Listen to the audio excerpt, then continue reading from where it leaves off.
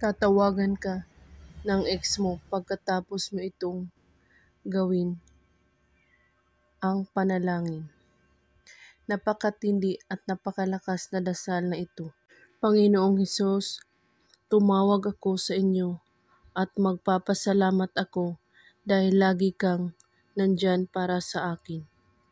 At iniharap ko sa inyo ang taong target.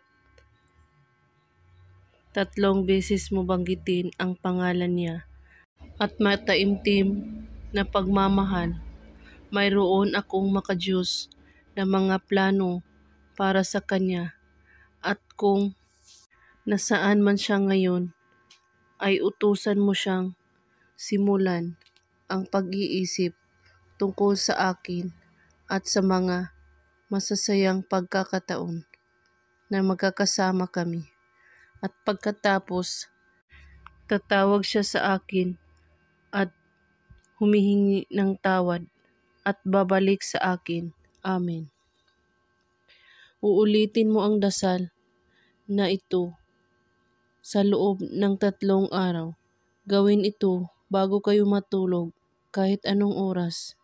Basta't buo ang inyong paniniwala sa paggawa at walang ibang iniisip at pagdududa.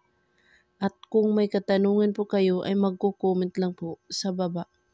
Maraming salamat sa panonood. May God bless us all.